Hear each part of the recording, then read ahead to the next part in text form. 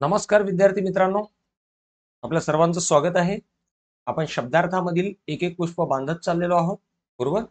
समानार्थी शब्द, समानार्थी शब्दांनंतर एका शब्दाचे अनेक अर्थ आपण काल पाहिले आणि आज आपण पाहणार आहोत अलंकारित शब्द. म्हणजे समानार्थीच्या सोबत सोबत आपण हे सगळे शब्द पाहणार आहोत की जे समान अर्थाचे असतात किंवा ज्याचे अर्थ वेगवेगळे निघू शकतात, बरोबर. तर आजचं जे लेक्चर आहे ते अलंकारित शब्दांवरती. कुठल्या? अलंकारित शब्द. मराठी व्याकरणामध्ये जर तुम्ही पाहिलं तर आपल्याकडे अलंकार आहेत व अलंकारासोबत म्हणी आहेत, वाक्प्रचार आहेत.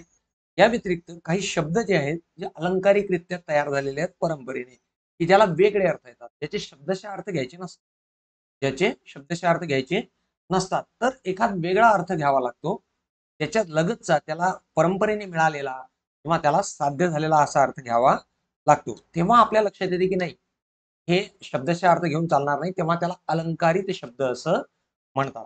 एखाद्या शब्दाचा शब्दशः अर्थ न घेता त्याला परंपरेने किंवा मिळविलेला अर्थ घेणे म्हणजेच त्या शब्दाला अलंकारित शब्द असे म्हणतात. तर व्याख्या पाहू बघा. अलंकारित शब्द व्याख्या: ज्याप्रमाणे अलंकार, पोशाख, केश रचना त्या मानवाच्या सौंदर्यात भर वाढवतात किंवा सौंदर्य वाढवतात, त्याचप्रमाणे म्हणी, वाक्प्रचार आणि अलंकारित शब्द भाषेचे सौंदर्य वाढवतात.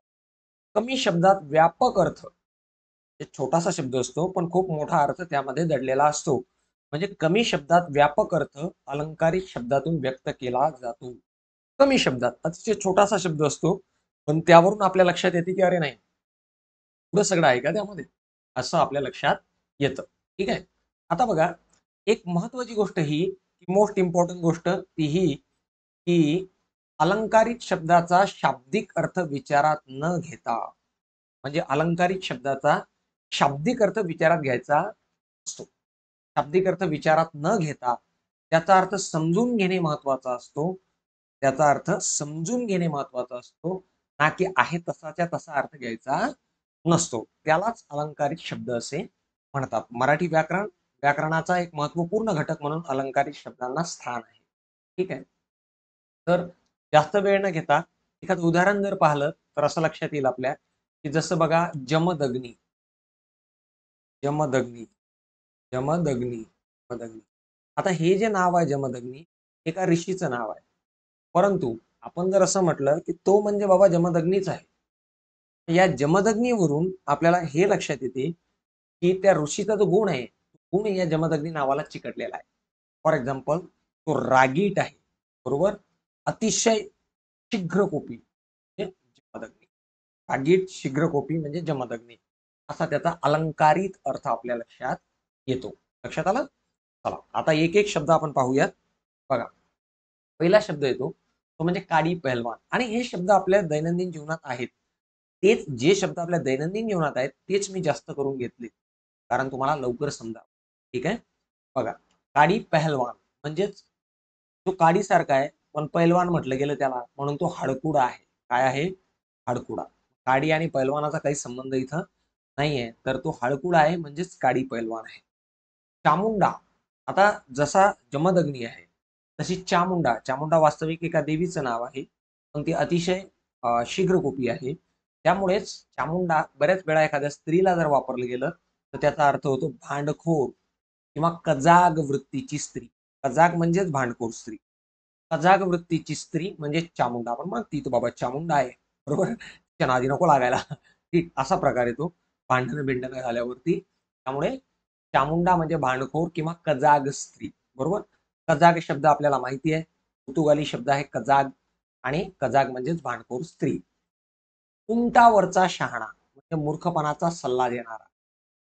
उंटावरचा शहाणा म्हणजे म्हणजे उंटावर बसलेला शहाणा आहे असा शब्दशः अर्थ नाही घ्यायचा, तर मूर्खपणाचा सल्ला देणारा, ते काहीही सल्ला देणारा म्हणजेच उंटावरचा शहाणा. उंबराचे फूल. आता जर तुम्ही उंबराचं झाड पाहिलं असेल तर तुम्हाला कदाचित कधीच उंबराचं फूल दिसलेलं नसेल. कधीतरी 10-12 वर्षातून, 2-3 वर्षातून एखाद्या वेळी कधीतरी उंबराला फुलं येतात आणि ते अतिशय दुर्मिळ असते. ते कोणाला सापडत नाहीत, लवकर पडतात ते. त्यामुळेच उंबराचे फूल दुर्मिळ आहे, म्हणून उंबराच्या फुलाचा अर्थच हा घेतलाय की अतिशय दुर्मिळ वस्तू, अतिशय दुर्मिळ वस्तू. पाचवा बघा, 14वे रत्न. बघा, आता रत्न आपल्याला माहिती आहेत, परंतु 14वे रत्न म्हटले की भरपूर मार देणे. भरपूर मार देणे. 14वं रत्न म्हणजे भरपूर मार देणे. कर्णाचा अवतार म्हणजे उदार मनुष्य. कारण इथं कर्ण अवतार काही संबंध नाहीये, डायरेक्ट त्याचा पारंपरिक अर्थ घेतला जातो, उदार मनुष्य. चतुराई म्हणजेच हुशारी, आपल्याला माहिती आहे. हॅलो मॅडम, नमस्कार. शिंदे मॅडम, बरोबर. चतुराई म्हणजेच हुशारी. कळसूत्री बाहुले, दुसऱ्यांच्या तंत्राने चालणारा. कळसूत्री बाहुले जर तुम्ही पाहिले असतील तर त्याचे धागे असते वरती असतात एखाद्याच्या हातात, आणि तो जसा धागवा फिरवेल तसं ते बाहुलं नाचते. तसंच एखादा माणूस जर दुसऱ्याच्या सांगकाम्यावरून नाचत असेल किंवा चालत असेल तर त्याला कळसूत्री बाहुले असं बोललं जातं. म्हणजे दुसऱ्याच्या तंत्राने किंवा दुसऱ्याच्या आज्ञेने चालणारा, त्याला कळसूत्री बाहुले असे म्हणतात. चंद्रमौळी. चंद्रमौळी, आता याचा शब्दशः अर्थ जर घेतला तर चंद्रमौळी घर असं बोललं जाते. तर चंद्रमौळी घर म्हणजे काय की रात्री ज्या घरातून चांदणं आरपार खाली दिसतं त्याला चंद्रमौळी घर असं म्हणतात. किंवा त्याचा आता असं घर कोणाचं असते, एकतर ज्याची छप्पराची सोय नाही आहे, बरोबर, किंवा ज्याला व्यवस्थित श्रीमंती नाही आहे, असा गरीब म्हणजेच चंद्रमौळी घर असलेला. तर गरीबाचे तोडके मोडके घर, चंद्रमौळी घर. चंद्रमौळी घर म्हणजेच गरीबाचे तोडके मोडके घर. किंवा अतिशय दारिद्र्य सुद्धा याला बोललं जातं. अतिशय दारिद्र्य म्हणजे चंद्रमौळी. जमदग्नीचा अवतार म्हणजे रागीट. जमदग्नीचा अवतार म्हणजे रागीट किंवा जमदग्नी म्हणजे सुद्धा रागीट, बरोबर. जमदग्नीचा अवतार. पुढे जाऊ. चुटक्याचे मांडव. चुटक्याचे मांडव म्हणजे पोकळ प्रतिष्ठेचे बोलणे. आपण म्हणतो ना मोठमोठ्या फेकणे, तर त्याला चुटक्याचे मांडव असेही म्हणतात. चुटक्याचे मांडव बांधणे. दगडावरची रेख, जी कधीही बदलणार नाही, कधीही न बदलणारी, शाश्वत, नक्की, निश्चित म्हणजे दगडावरची रेख. चतुर साबाजी. इथं शब्द चतुर आलाय, पण पुढचा शब्द आहे साबाजी, बरोबर. साबाजी कितीही चतुर असला तरी तो मूर्ख मनुष्य. कोण असतो?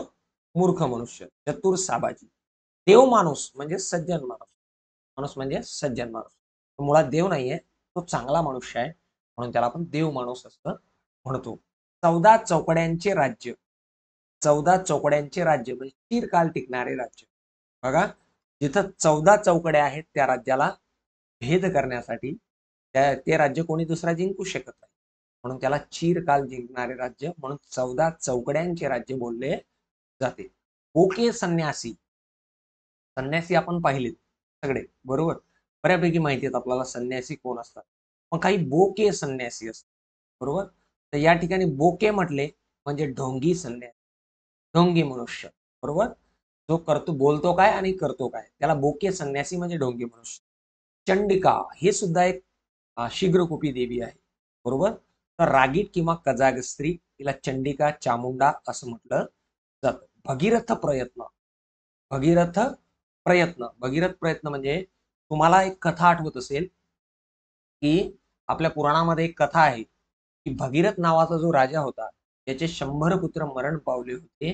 त्याला जिवंत करण्यासाठी गंगेचं पाणी हवं होतं, म्हणून त्याने अतोनात प्रयत्न केले, खूप तपश्चर्या केली आणि स्वर्गातली नदी पृथ्वीवर आणली, अशी कथा आहे आपल्याकडे. स्वर्गातली नदी पृथ्वीवर आणली, तर त्याचे जे प्रयत्न होते ते प्रयत्न एवढे पराकाष्ठेचे होते की त्याला एक उदाहरण दिलं गेलं, भगीरथ प्रयत्न. भगीरथ प्रयत्न, ती नदी आली आणि ते मुलं जिवंत झाले, त्याच्या प्रयत्नांना यश प्राप्त झालं. म्हणून आपल्याकडे भगीरथ प्रयत्न म्हणजे आटोकाट प्रयत्न. पोस्ट मिळवण्यासाठी भगीरथ प्रयत्न करा. कोणते प्रयत्न करा? भगीरथ प्रयत्न म्हणजे अतिशय प्रचंड प्रयत्न करा, ठीक आहे. आटोकाट प्रयत्न करणे, भरपूर प्रयत्न करणे. चिटपाखरू नसणे म्हणजे चिटपाखरू नाही बुवा इकडे, म्हणजे कोणीही नसणे, कोणीही नसणे, कोणीच नसणे म्हणजे चिटपाखरू नसणे. पुढचा आहे भीष्म प्रतिज्ञा. एक कथा आपल्याकडे महाभारताची सांगितली जाते, ज्यामध्ये भीष्माने वडिलांचं लग्न होण्यासाठी ज्या स्त्रीने जी अट टाकली होती, बरोबर, ती अट ही होती की माझाच मुलगा राजा होईल.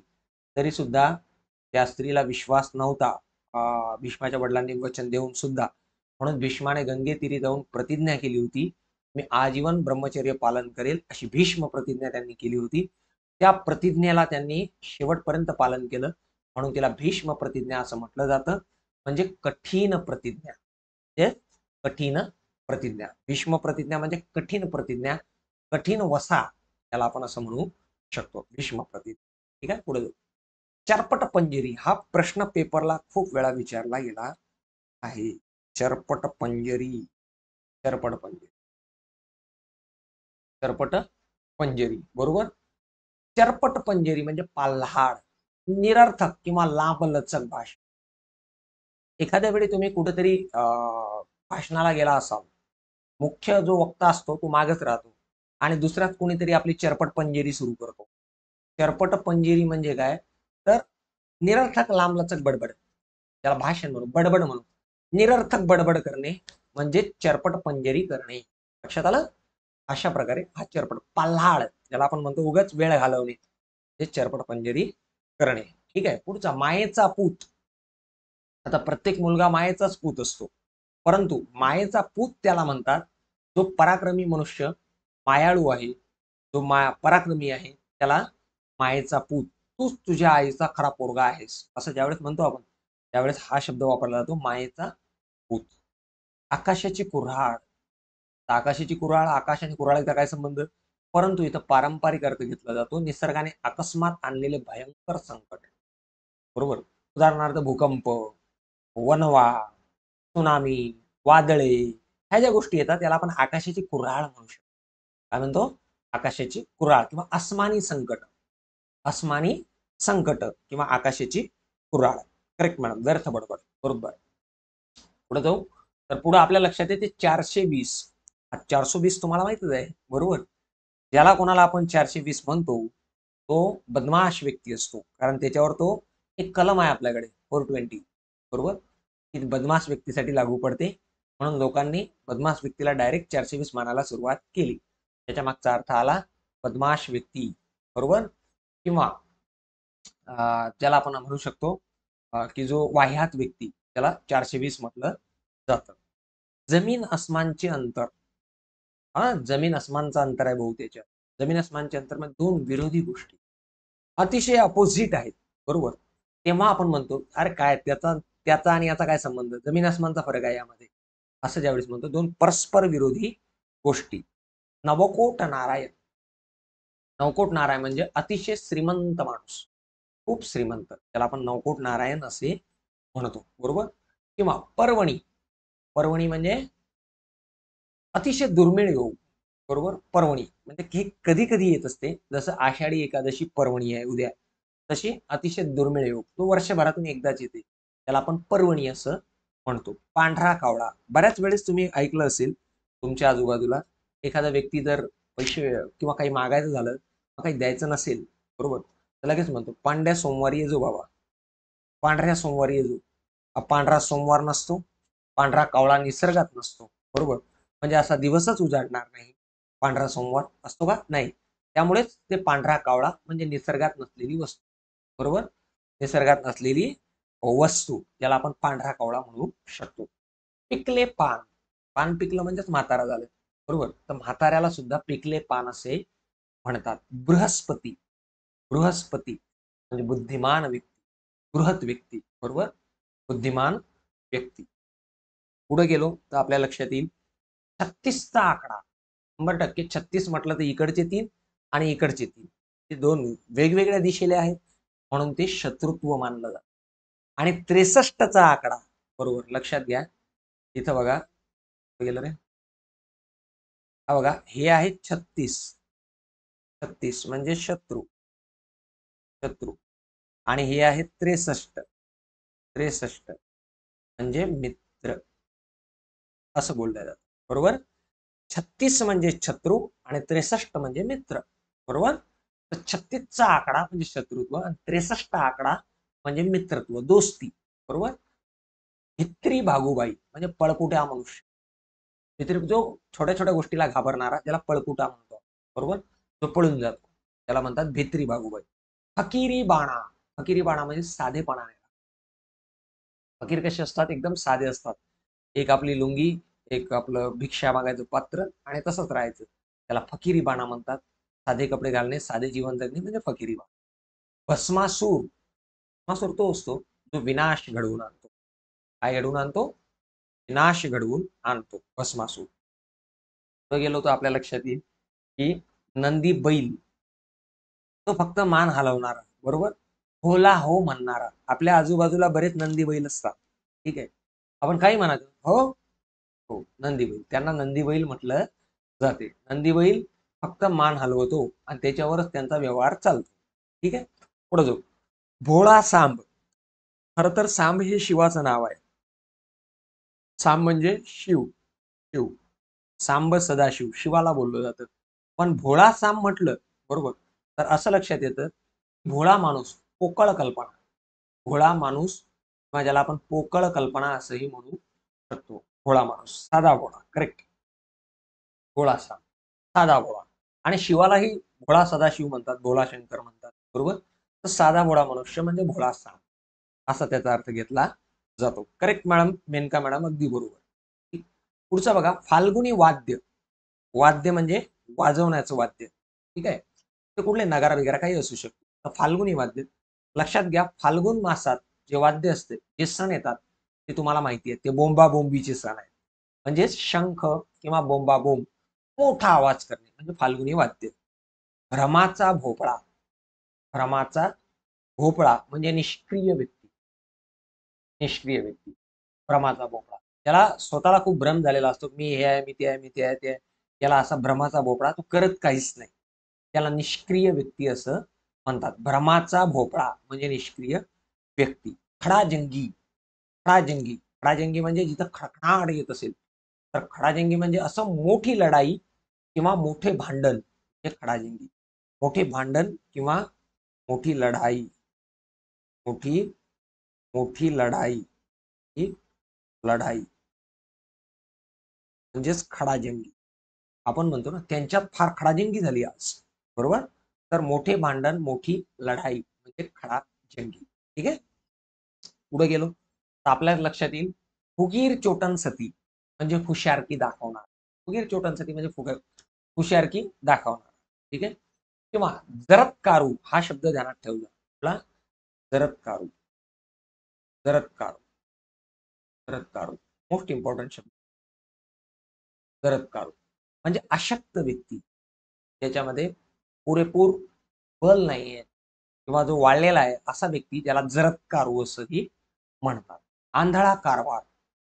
अंधा कानून म्हणजे अंधाधुंदीचा कारभार, बरोबर, की ज्यामध्ये कुठलेही नियम नाहीयेत, बरोबर, कुठलीही शासन व्यवस्था नाहीये, त्याला अंधाधुंद कारभार किंवा आंधळा कारभार असंही म्हणतात. जमाल गोटा.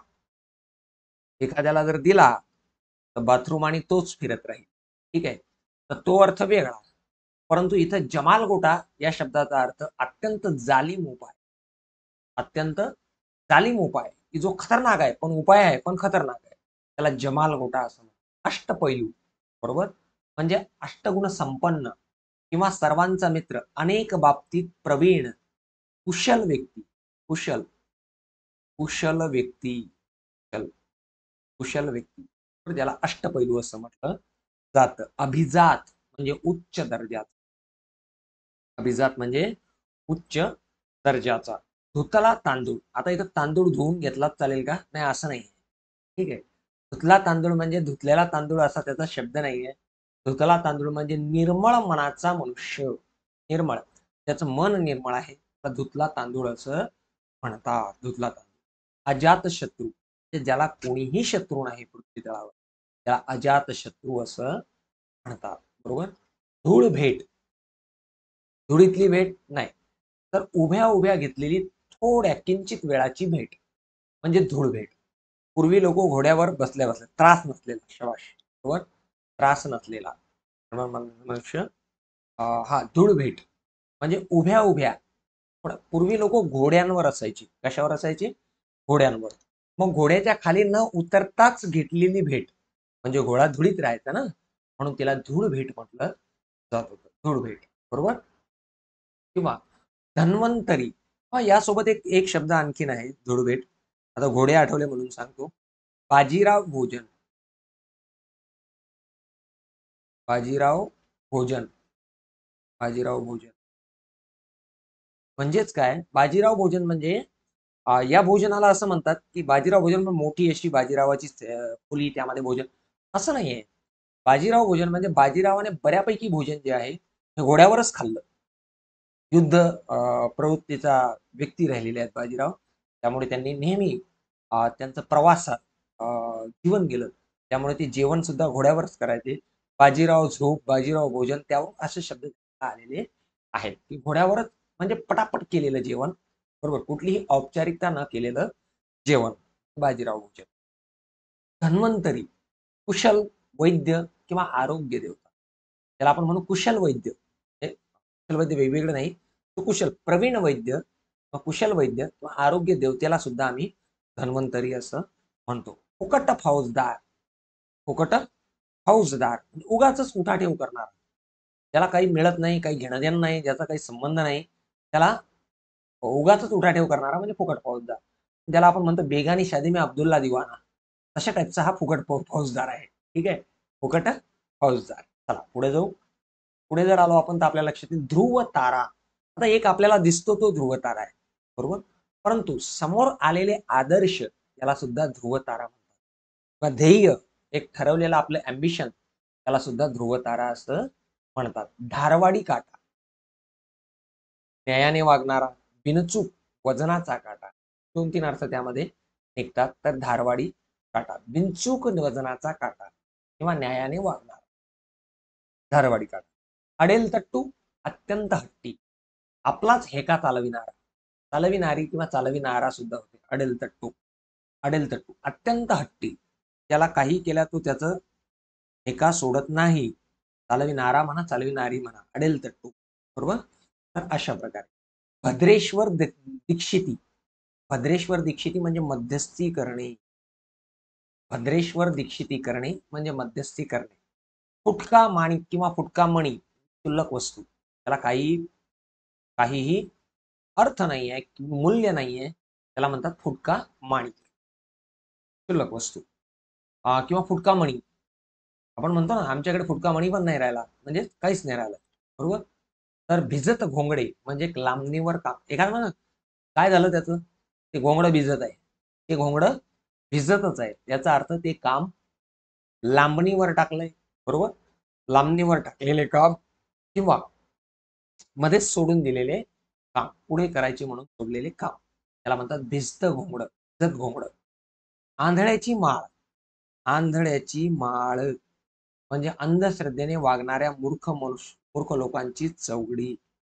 चौकडी किंवा अंधश्रद्धेने वागलेले मूर्ख जे लोक आहेत, बरोबर, त्यांचा एक गट, त्याला म्हणतो आपण आंधळ्यांची माळ. आंधळ्यांची माळ. आळवावरचे पाणी हे क्षणभंगूर गोष्ट. आळवावरचे पाणी म्हणजे क्षणभंगूर गोष्ट, दव किंवा जास्त वेळ न टिकणारे दव, बरोबर. आळवावरचे पाणी. भाकड कथा म्हणजे निरर्थक गोष्ट. कल्पना विलास, त्याला आपण भाकड कथा असंही म्हणतो, खोट्या गोष्टी, निरर्थक गोष्टी. फुगीर दोडका, तेच गर्विष्ठ, बढाईखोर. दोडका आपल्याकडे असतो बघा, एक भाजीचा फळभाजी आहे दोडका, पण फुगीर दोडका म्हटला तर तो काहीच कामाचा नसतो, बरोबर, त्याची भाजी सुद्धा होत नाही. म्हणून त्यावरून अर्थ निघाला गर्विष्ठ आणि बडाईखोर माणूस, बरोबर. त्याला आपण फुगीर दोडका असं म्हणतो. तो काय बाबा फुगीर दोडका आहे. भानामती, करणी भानामती तुम्हाला माहिती आहे, बरोबर. जादूगरीन म्हणजे भानामती किंवा चेटूक. चेटूक सुद्धा म्हणू आपण त्याला, चेटूक. चेटूक करणारी, चेटूक चेटूक करणारी, चेटूक करणारी म्हणजे भानामती.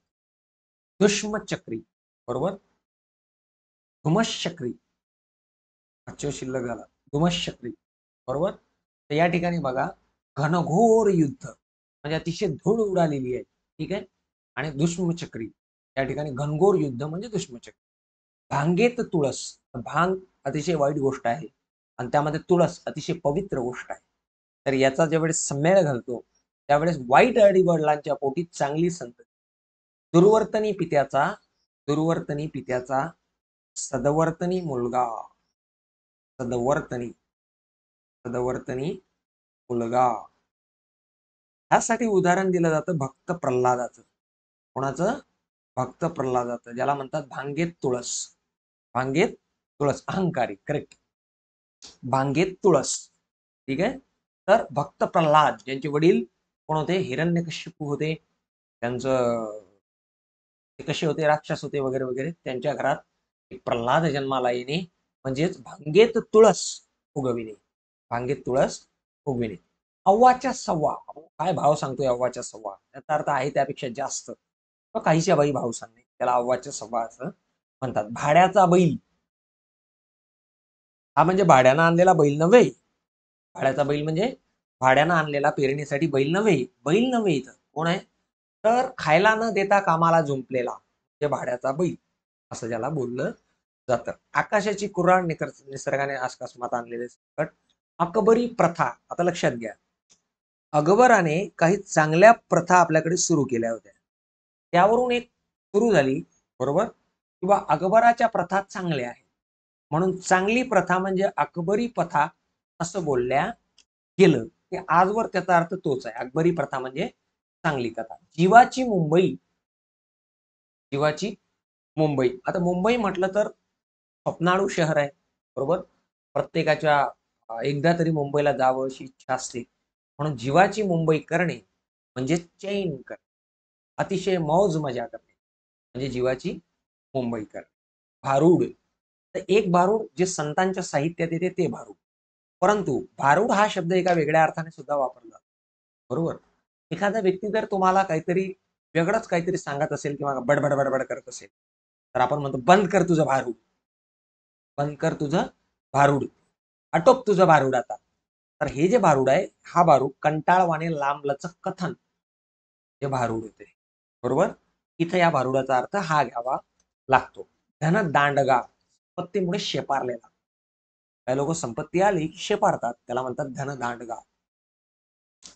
भरत भेट, प्रसिद्ध भेट आहे दोन भावांची रामायणामध्ये, त्याला आपण भरत भेट, राम आणि भरताची भेट, त्याला भरत भेट नावाने ओळखलं जातं. फार काळाने झालेली दोन प्रियजनांची भेट म्हणजेच भरत भेट. तोच शब्द जनसामान्यामध्ये खूप वेळा वापरला जातो. एखादा व्यक्ती आपला खूप चांगला मित्र आहे आणि खूप दिवसाने भेटला तर आपण त्याला म्हणतो काय आज योग आला भरत भेटीचा, म्हणजे भरत भेट, फार काळाने झालेली दोन प्रियजनांची, आप्तजनांची भेट. फटाकडी म्हणजे चुणचुणीत सुंदर मुलगी, तिला फटाकडी असं म्हणतात. 18 विश्वे दारिद्र्य, अत्यंत दरिद्र अवस्था. 18 विश्व दारिद्र्य म्हणजे एवढी दरिद्री ही कल्पना नाही करू शकत. जांबुवंत, तर हा जो होता जांबुवंत, हे जे होते ते रामायणामध्ये वानरांचे सेनापती होते, बरोबर. म्हणजे ज्यांचा राजा सुग्रीव होता त्यांचे सेनापती, आणि हे त्या सगळ्या लोकांमध्ये वयाने मोठे होते, वयाने मोठे होते म्हणून त्यांच्या म्हटलं सगळी लोक ऐकायची. म्हणून आजही जो अत्यंत आपला म्हातारा व अनुभवी माणूस असतो आपल्यामध्ये त्याला जांबुवंत म्हणण्याची प्रथा आहे. जांबुवंत, छान शौक करून घेणे, करेक्ट मॅडम, अगदी बरोबर.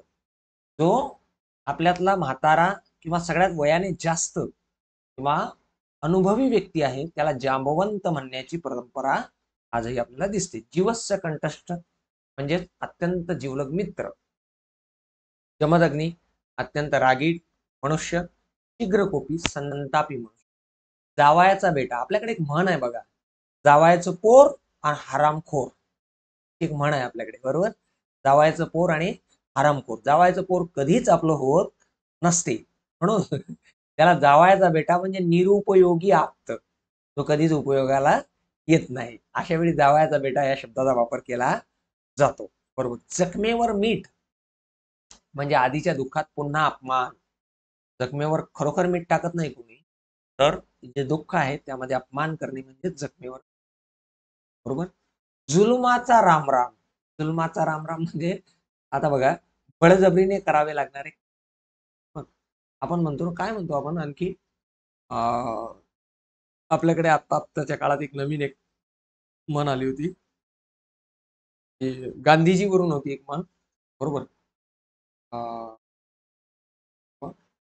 मजबुरी का नाम महात्मा गांधी, मजबुरी का नाम महात्मा गांधी असंही बोलताना दिसतात लोक. तर त्याला जुलमाचा रामराम बळजबरीने करावे लागणारे काम.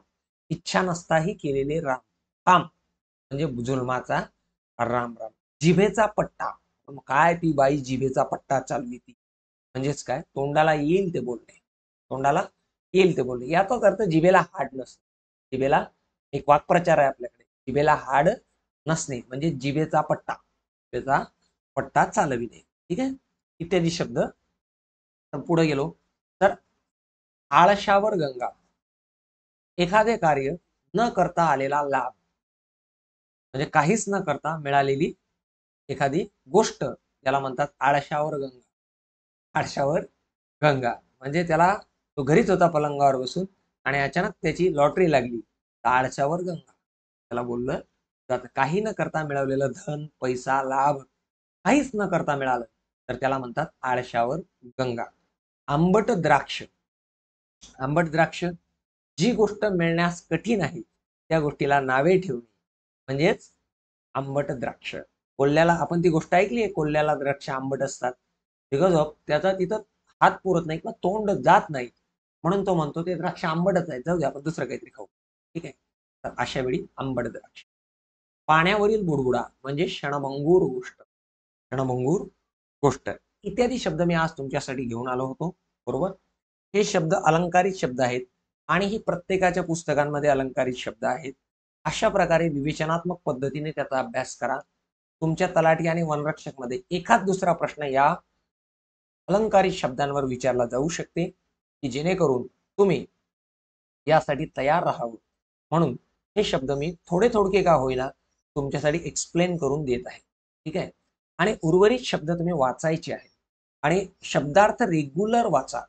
समानार्थी शब्द आपण भरपूर घेतले, त्यानंतर आपण एका शब्दाचे अनेक अर्थ घेतले आणि आज 80-82 शब्द आपण अलंकारित घेतले. तर असे अलंकारित शब्द भरपूर आहेत की जे तुम्हाला उपयोगी पडणार आहेत. म्हणून जास्तीत जास्त शब्दार्थ वाचा, कारण बऱ्यापैकी आपण पाहिलं TCS शब्दार्थांवर सुद्धा भर देताना दिसतो.